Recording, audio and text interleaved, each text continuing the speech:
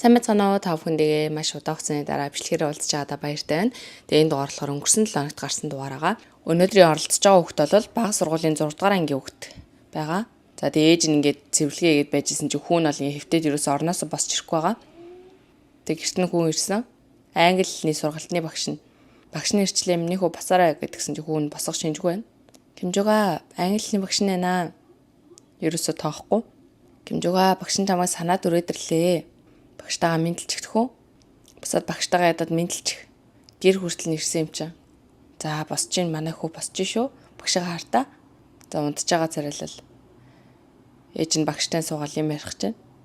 Ядаа багшигаа царайг харсан бол сайн байхаас юм. Уучлаарай гэж ээж нь багшаас нуушлахгүй бол.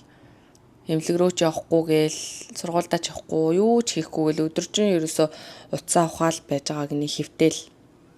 Тэг яг 8 сарын ихээр ийм болж эхэлсэн. Тэгээ одоо бол ингээ усанд орохгүй тэр хэрийг хараа хумсан ийм болцсон. Хөлнийх нь хумсал гэхэд ийм урт ургацсан. Одоо 10 сар гарч ийн гэхээр чинь бараг 2 сарын турш ингэж гэртээ байсан гинэ. Тэгээ багш нь ч гэсэн нэлээд гайхсан. Ягаад гэвэл энэ хүүхэд хичээлдээ айгу сайн байсан гинэ. Тэгээ сэргэлэн цаваа найзуудтайгаа ч гэсэн сайн нийлдэг байсан. Тэгээ яагаад ийм болчихсон болоо? Хүүгийнх нь нөгөө хийжсэн хичээлүүдийг ингээ харуулж ин дандаа 100 оноо авдаг гэсэн. Тэгээ бичгийн хэвэн ч гэсэн их хөөрхөн бус хүмүүстэй харьцуулахад айгүй сайн байдаг гэсэн ангил гэж байна. Дахиад ийм хөрхөн гэрэлтэй гэгээтэй болоод үеийнхээ найзуудтайгаа тоглоод тэгвэл гоё яана гэж ээж нэгж байна. Баярлаа гэж уйлал. Багш нь явах чинь миний хүү бусаад мэдлэхгүй мө. Тэгээ хүү өнчлөөс гарч ирэхгүй л байна. Багш нь ингээд захиа өгөөд тэгээд хурдан ингээд зүгээр болоорой гэд бичсэн чинь хүү тэрийг зүгээр ураа хийцэн гинэ. Тэгээ онлайнаар хичээл сонсно гэж юу ч ахгүй зүгээр л яг бүх зүйл нь зогссон байгаа гэж надад орлол. Маш мундаг байсан хүүхэд гинтл өөр болж байгаа, гинтл өөрчлөгдөж байгаа гэдэгт бол шалтгаан байгаа. Сургууль дээр нь ямар нэгэн хэцүү зүйл тохиолдсон болов? Хамгийн нэгдүгээр тэгж бодож үзэж болно. Эсвэл хүмүүсийн дийлэнх ярьдаг шилжилтийн наснда байгаа болохоор ингэж байгаа юм болов? За уу докторийн зүгээс бодвол яг өсвөр насны шилжилтийн үе гэж харахад бол хэцүү гэж байна. Шалтгаан нь юу вэ гэхээр шилжилтийн насны хүүхдүүд яадаг вэ гэхээр одоо жоох ингээл өөр юм сатаараад сэтгэл санаа нь гайг болоод дээрдэх үе байдаг. Гэтэл хүүгийн хувьд болохоор ямар ч ингээ өдөр тутмын амьдрал ингээд одоо үргэлжлэхгүй байна те. Энгийн хүн бол ядаад босоод нүрээ гаагаад хумсаа аваад ингээ өөрийгөө арчлаа штэ. Ерөөсөө тийм юм байхгүй байгаа хгүй хүүгийн хувьд. За тэгвэл 3 дахь шалтгаан нь бол өсвөр залуу насны одоо ганихрах өвчин байж магадгүй. За 4-р талхан бол бүр өөр төрлийн өвчнч байх магадaltaй. За ийм 4 зүйлээс ингээд одоо аль нэг нь байж болзошгүй гэж хэлж байна. Эсвэл нөгөө тархинд нь одоо баг зэрэг одоо асуудал үүссэн. Жижигхэн асуудал байлаа гэхэд яг тэр жижигхэн зүйлээс нь болоод тэр нь яг одоо шилжилтийн насны эсэргүүцэл ч юм уу тэгж харагдчихж магадгүй гэдэг чинь. За энэ олон шалтгаан дундаас яг аль нь Гимжуг ингээд орноосоо босохгүй яг тэнд ингээд байхаар болговоо гэдгийг хайж үзцгээе. Гимжуг хамтдаа хоолоо идээ. Хүнжилтөө байсаар л давчдаггүй бах таа гэж тэгж байна. Гимжуг хоолоо идэхгүй мүү? Ээж нь аргадах гал ирсэн. Хүүхэд нь тоохгүй. За бүгдээрээ хоолоо идэж дууссан. Тэсээ хүү орноосоо нүрээ цохиулгалаа. Ийм царайтай хүү байна. Ямар жоох хөвчг царайтай юм бэ гэж тэгж байна. Наснаасаа бол айгүй жоох харагдсан юм л. За мөлхөд гараад ирсэн орноосоо. Тэгснэ дүүргөө очиод байгаа. Ягаад ч юм амар айж гинэ гэж үзэж байгаа хүмүүс тэгж байна. За дүүн босоо зүхтаа цахыг гарсан чи. Тэгсэн чинь чихэмлийн булаагаад авчлаа. Дүүн минийх өг гэж уйлж. Урдаас нь яг жоох өгчиг. За дүүг нь уйлсан чи ээж нь гараад ирсэн. Тэгээ хүүгэлдээг нь өг 3 дахь дүүгийнх чинь штэ гэж тэгсэн чи уруулаа сонирн болгоол. За тэгснэ дүүтэйгээ дахиад юм булаацлаа. Дүүгийнхээ гарыг татаад байгаа юм. Дүүн уйлц өвдөд. Дүүгээ маажц нөгөө амар хумсараа. Яа. Охингүүгээл аав руугаа яваад өгсөн. Тэгээ ээжтэйгээ хойлох нь үлдсэн. Тэгснэ ээжигээ зөхөөл. Тэгээ дүүн яваад өгсөн ээж рүүгээ дайраал гэсэн. Тэгснэ уйлаад байна.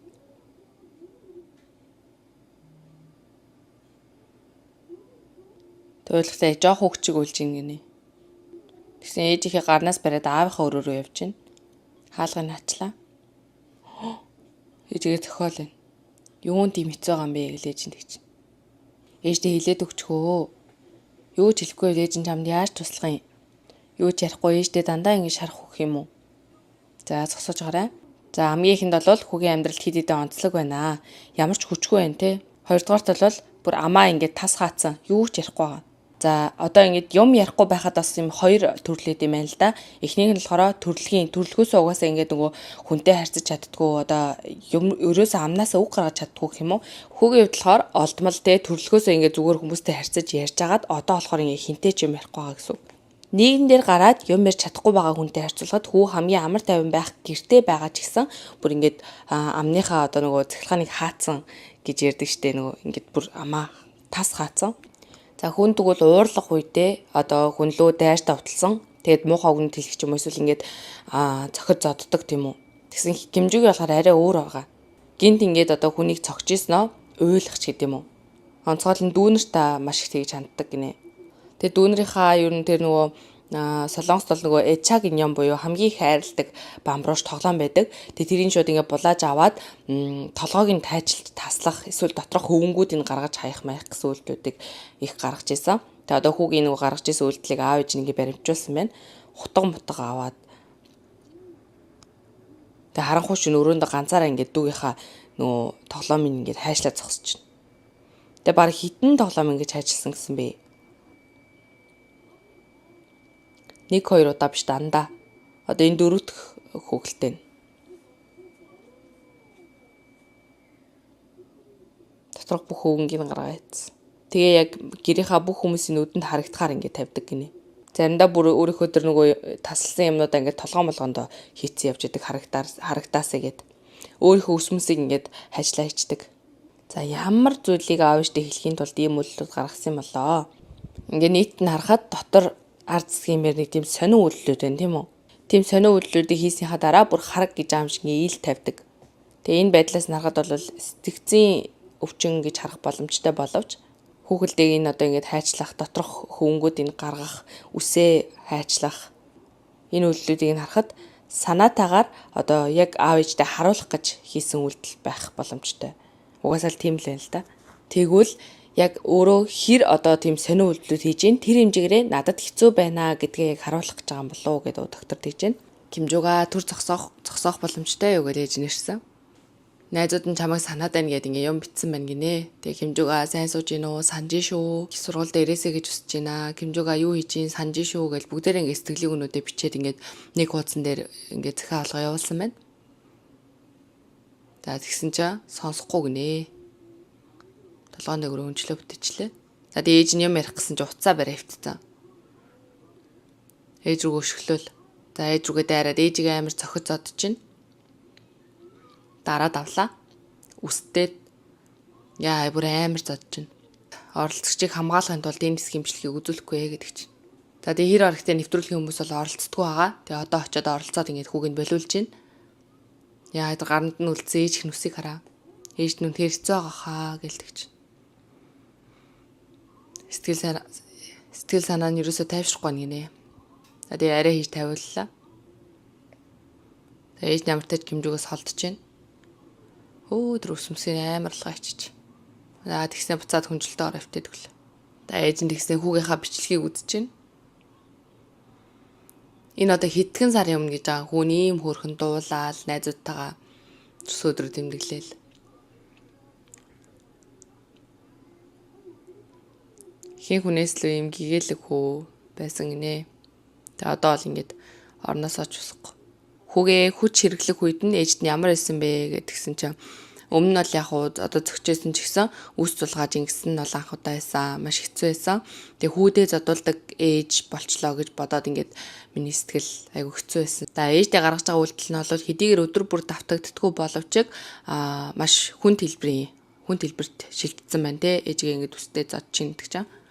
Ээжигээ ингээд зөхөд зодсны дараа өөрийгөө буруутгах нь ч гэсэн маш өндөр байна. Тэгээ 6 дахь ангийн хүүхдэд чинь буруу зөв гэдгийг аль хэзээ ялгаж чадчих байгаа хүн зодно гэдэг чинь болохгүй гэдгээ мэдж байгаа. Тийм болохоор Кимжугийн илүү одоо зурааснаас давжтэй илүү аимшигтай үйлдэлүүд хийж илүү өөрийгөө буруутгаж илүү бусдыг хохирохоос өмнө одоо ингэ болиулах хэрэгтэй байгаа. За тэг хүнлөө дайш давтлах одоо нөгөө эсэргүүцэх юу гэдгийг тэр яг бүхэл зүйлс ингээд өөртөө агуулсан байна гэж энэ хүүгийн хувьд бол бас хүний хэлж байгаа үгийг албаар үл тоочин шууд ингээд хүншлэнт дотор орол те. Шууд зодод цохих, шууд хүч хэрэглэх. Яагаад тэгвэл ингээд хүнлүү дайрч тавталсан үйлдэлүүдийг гаргаад байгаа юм бол уурлаад байгаа шалтгаан нь юу вэ наа гэдгийг хайжлах хэрэгтэй. Тэгээ гэрийнх нь ингээд тоглож исэн чи хүү ганцаараа өрөөндөө ноутбукээр оролдоод байж гин. Аав нь хамт хийхгүй гэнэ үгээл тэгсэн. Ээж нь эргэж хараад. Хэмжүүгээ энийг ахтайгаа хамт хийх үү? Тоож байгаа ч юм алах. Хэмжүүгээ. Манайхаа Кимжүүга гэдэг чинь Кимжүүг гэж миний алчиг хүүхэд гэсэн үг байхгүй юу? Тэгээд бүх хүүхдийн нэр Кимжүүг байна гэж аахгүй штэ. Тэгээ аав нь очиод юм ярих гэсэн чинь зөрөөд бусаа авчлаа. Ээж нь дүүтэйгээ ээжсэн чинь тэр өрөөр нь ороод ирсэн аавсаа цухтаагаад аавыгаа тоож чарахгүй байна. Аав нь яг л гэртээ нөгөө шилэн хүн шиг те юу ч харагдахгүй тийм харагддаггүй хүн шиг л байна гэлтэж байна. Нүдэрээ ихцэлж чарахгүй шууд гараа авчихсан хүн гарч явах гээд аав нь татаал хөөмин гээл аав нь тэгсэн тэрвэрийгс байхгүй. Ерөөсөө сэтгэлээ нэг бодлого байна гэлтэж байна. Тэгснэ гинт хүүхдээ хоолгоор дөө минь ахта туслаарэ. Анх удаа ам нээлээ. Аюултай амт суугаад ярий гэл. Кимжүүгт юу хэцүү байгааг хэлж иж ингээд аав ээж нь ойлгоно штэ гэл аав гэж байна. Тэгээ аавдаа хэлчих юунд дург байгаагаа хэлчих. Ээж нь дүүгийн аваад боссон. Аавгаа асууж ах чи юм хариулаач ээ. Чамтай юм ярихыг хүсэхгүй байна. Наашир хин аавдаа чи гэж хэлдэв. Хин аавыгаа чи гэдэм бэ? Чи ингээд тэгэлгээр би одоо ийм болцсон байгаас дээ. Хин аавдаа чи гэдیں۔ Тэгвэл хин үр хөвгтөд зоддیں۔ Дандаа надад ууралж ойролдог гэлтгсэн чи аав нь чи буруу зүйл хийсэн болохоор аав нь чамайг сурган хүмүүжүүлж байгаас дээ. Чамайг ингээ сайн хүн болгохын тулд ингээ сургах хэрэгтэй гэлтгсэн чи. Тэглээгээ дүр хөвгтдээ өөрийнхөө дураар хандаж болд юм уу? Хин өөрийнхөө дураар хандсан гэлтгсэн чи. Энэ дураараа хандж байгаа биш юм бол юу юм гээл. Чи ингэж байгаа болохоор аав нь чамд ууралж байгаа юм. Ийм болохоор чи аав нь сургаж байгаа юм. Дандаа чиний зүв байдаг өстэй. Чи өөрөө л энэ дэлхийн төв гэж боддог өстэй. За тэгсэн ээж нь бас аав руу жоохон сонио хараад. Чамтай юм ярихыг хүсэхгүй байна. Чи байнга аавыгаа чи гэх үү гэлтгсэн чи яв гэж юм гэл аав нь ойлголоо гэлтгэнэ. За дахиад балкон дээр гараад ирлээ. Хүнжил рүүгээ оруулсан. Тэгээ сая нөө аавыгаа дэлхийн төв гэж хэлсэн штэ тэрнтэй нь бол ээж нь санал нэг байгаа гинэ. Би ч сайн адилхан тэгж боддог. Тэгээ мэдчихсэн ч гэсэн би ингээд нэг ярьдггүй маа гинэ тэр талаар нь. Тэгсэн Кимжүүгийн ингээд хэлсэн чинь би бол гайхлаа гинэ. Тэгээ ээж нь яагаад аавыг нь тэгж бодсон бэ гэдгсэн чинь. Ер нь л ингээд харилцан яриа юм ярихаар дандаа өөрийнх нь зөв байдаг. Тэгэл өөрийнх нь зөв болгож дуусахгүй бол ингээд харилцан яриа дуустдаггүй гэсэн үг. Тэгээ юм яриад ингээд жоохон ингээд сууй гэхлээр угаасаа л нөхрийнх нь зөв байх юм ч үгүй яриад явах те гэж ээж нь хүртэл тэгж боддог болцсон. Нүрийн угаачаад надтай жоохон юм ярих уу? За ээж наавтай нэрэл юм ярих гэж байна. За Кимжүүгийн талаар Кимжүүгийн үйлдэлүүдийг ингээд хараад хахаар ерөөхдөө ингээм хамтдаа байж иж асуудал шийдэгдэнэ гээл тэгнэ. Тэгсэн чи ээж нь болохоор яг ийм одоо ийм нөхцөл байдалд нь бол ингээд яг хамт байгалаа гэдээ асуудал шийдэгдэх үгүйг мэдэхгүй байна. Хэсэг ингээд одоо хүүгээсээ холдох хэрэгтэйж магадгүй гэл. Ээж нь болохоор ааваас нь төр салгах талаар яриад байгаа байхгүй юу? Хөө нөгөө ааваас ол хэцүү байна гэж хэлсэн болохоор. Тэг Кимжүүгт хэцүү байхад яг Кимжүүгт тааруулаад ингээд одоо хурдыг нь ч гэсэн зохицуулах хэрэгтэй штэ гээл тэгж байна.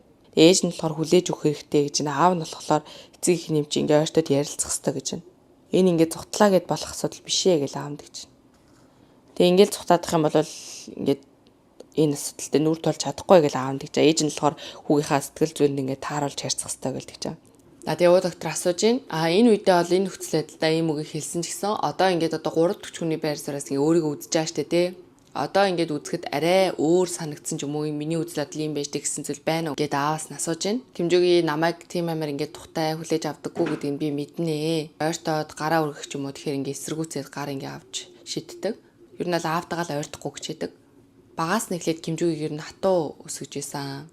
Тэгээ ааваас айдын болоо гэж бодож байгаа гэлдэг чинь. Тэгээ шийдэж ийсэн үү гэдгсэн. Ер нь зодож ийсэн үү гэдэг чинь тэгсэн чинь гараараа ингээд толгоор нь зөгч ийсэн гинэ. Тэгээд бас цээж рүү ч гэсэн ингээд зөгчөөсөн гэдэг чинь. Тэгээ 2 удаа л тэгжсэн. Гэхдээ тэр тухайн ерөөсөө ингээд ярьж байгаагүй гинэ. Тэгээ энэ удаа анх ингээд ярьсан. Тэгээ аав нь гайхсан, сандарсан гэдэг чинь. Аав нь хэдийгээр хүүхдийнхаа сайн сайхны төлөө тийм үйлдэлүүдийг гаргасан боловч аав нь 2 удаа л хүүхдээ ингээд одоо зөгсөн гэдэг чинь те. Тэгсэн чинь энэ нь хүүгийн хувьд ингээд байнгын юм шиг яг тэр үеийнх нь мэдрэмж нь тэгж мэдрэгдсэн болвол ингээд ой санамжид нь тэгж үлдэх боломжтой.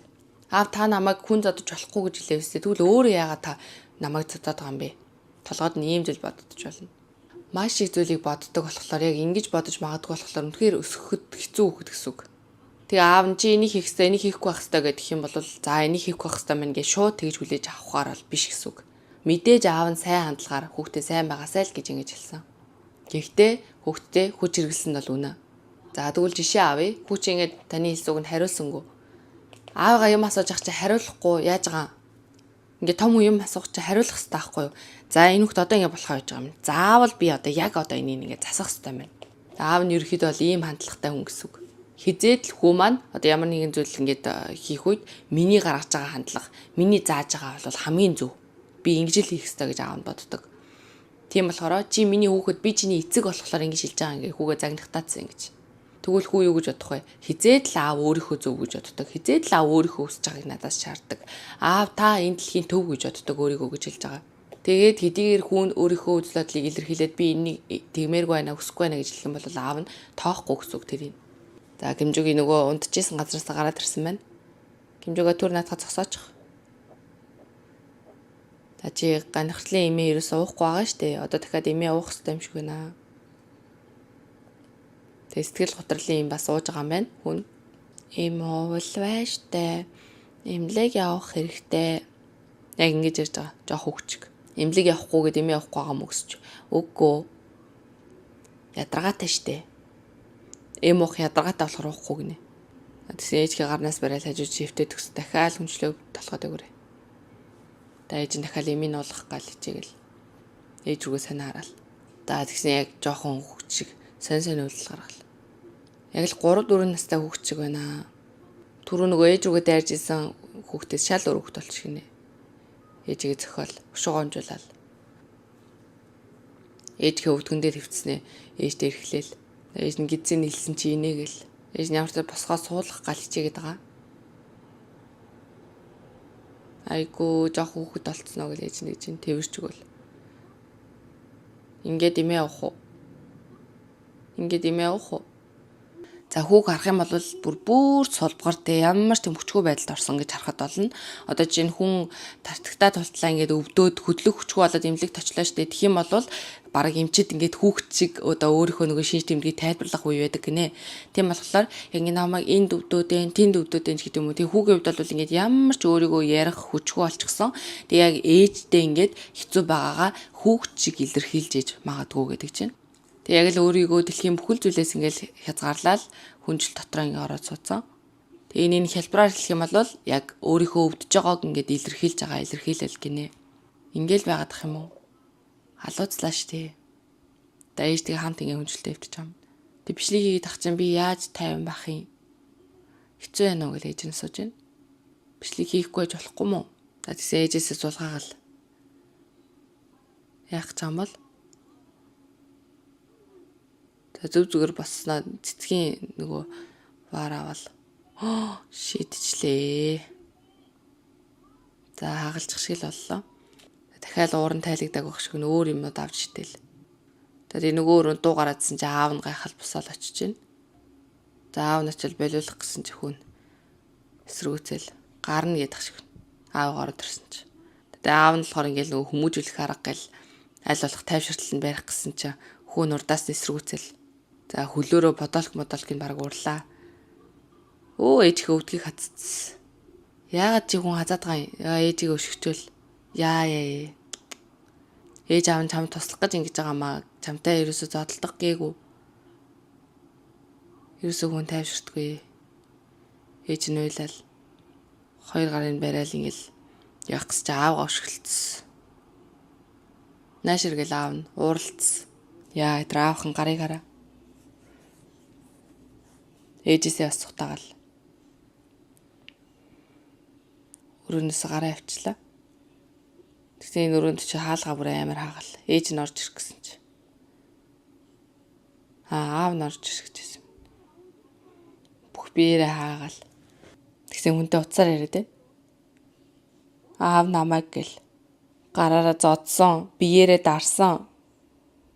Цагдаад мэдгэж чинь аавгаа. Тэг өмнө нь бол цагдаад мэдгэж байгаагүй энэ удаа анх удаа гинэ. За тэгээ бүр гэртэн цагдаа өрөөд ирсэн. Тэг хүүтэй уулзсан энэ цагдаа нар. Цагдаа байна хаалганы гэрээ. Дуудлагаа аваад ирлээ. Юу болсон бэ?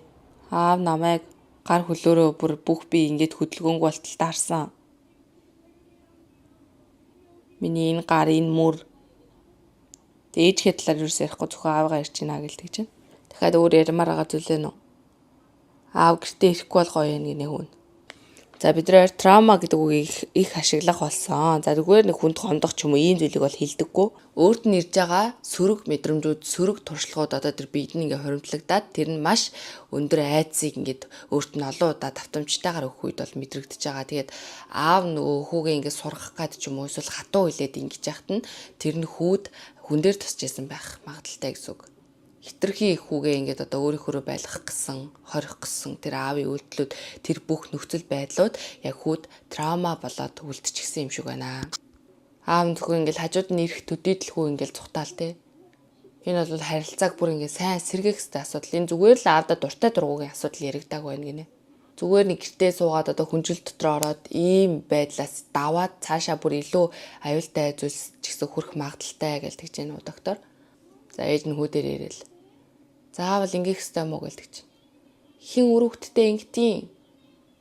Энэ салах ёстой зүйл биш мó. Хүүхдээ зодод цохиод хараагаад. За салалт гэдэг үг хүртэл гарч ирсэн. Бити тийг та. Дээрээс хойш ламаг зодоод хараагаал. Орилол. Энэ аав хүний хийх үйлдэл үү гэлдэг чинь. Аав нь хэмжүүгийг тэгсэн юм уу? Чамайг зодсон юм уу? Хараагаад тэгсэн юм уу гэж ээж нэгж байна. Ээждээ яагаад хэлээгүй юм?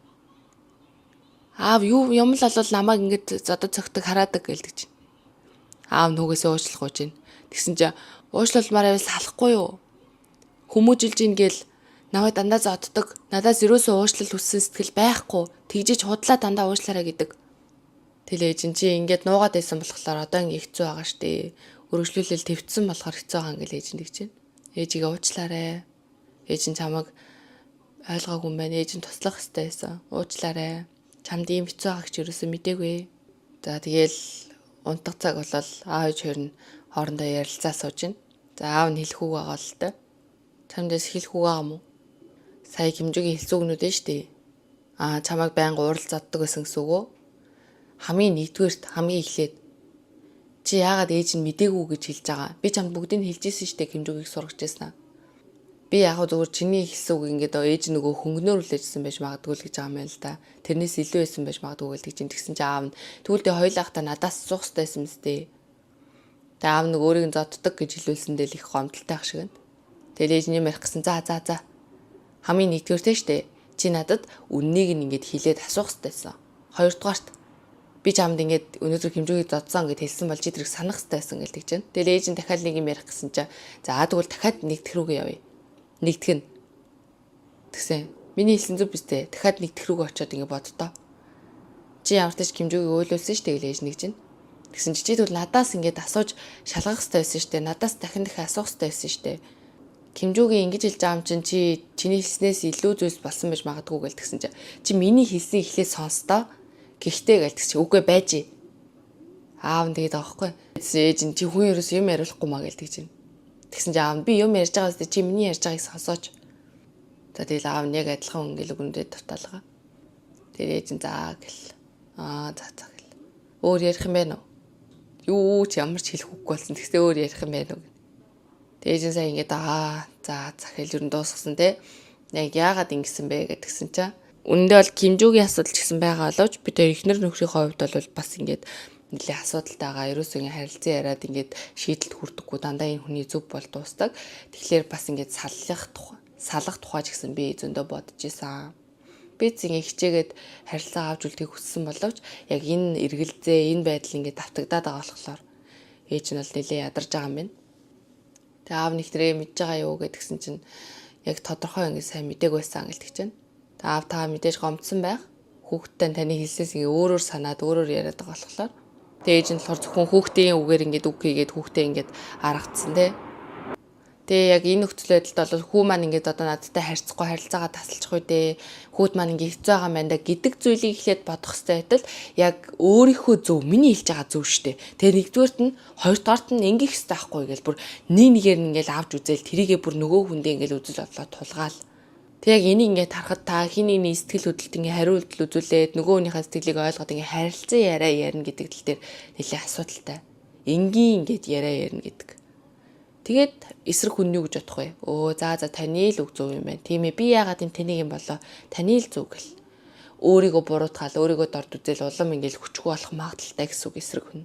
Гэхдээ аав танд бас юм яг хатуу хэлж өгөх ёстой гэсэн тийм үзэл байдаг уу?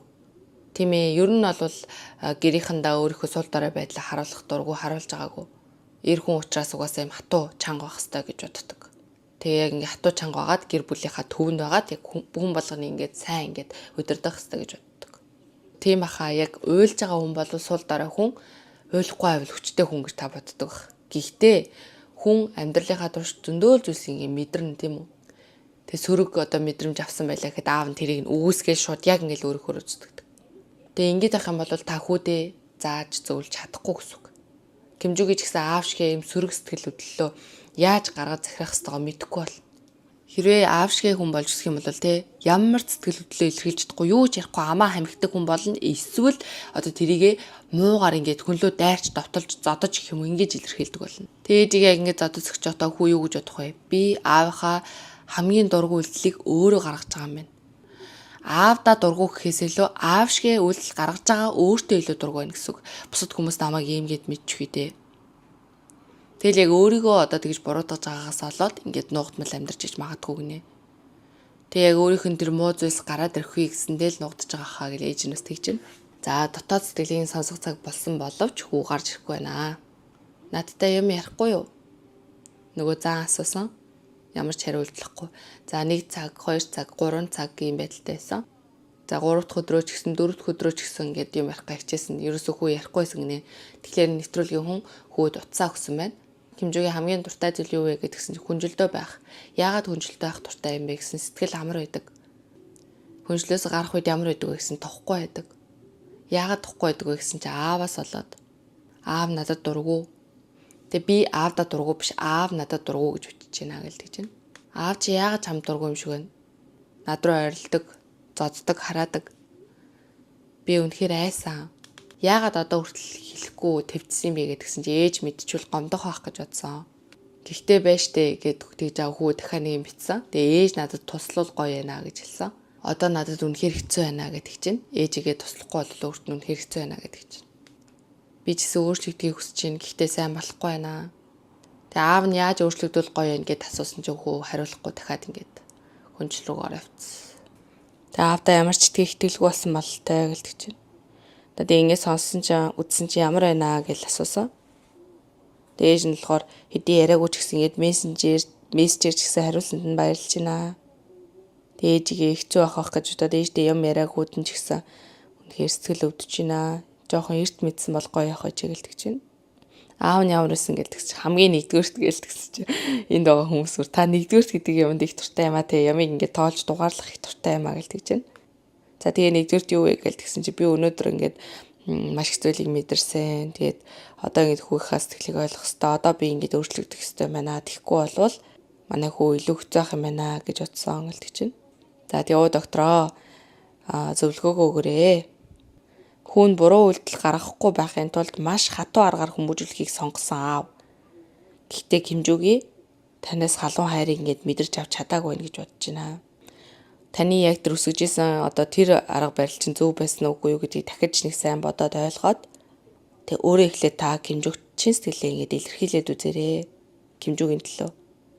Аав нь чамд хитрхи хатуу хандж исэн байна. Тэгээ ингээд ярилцаарай гэдэг чинь. За тэгээ энэ бол part 2 байгаа. Тэгээ дараагийн анги дээр одоо та ингээд үзэж харснаас бүх зүйл ингээд өөрөөр эргэж магадгүй юм бэлээ. Тэгээ надад ч гэсэн ингээд дараагийн ангийн хурд үзэх юмсан гэсэн бодол төрсөн. Тэгээ бүгдээрээ дараагийн имжлэгээр уулзцгаая. Миний Instagram аккаунтыг дагаарай. YouTube channel-аа subscribe хийгээд хонхон дээрээ бас дараарай. За дараагийн имжлэгээр уулзцгаая. Баяртай.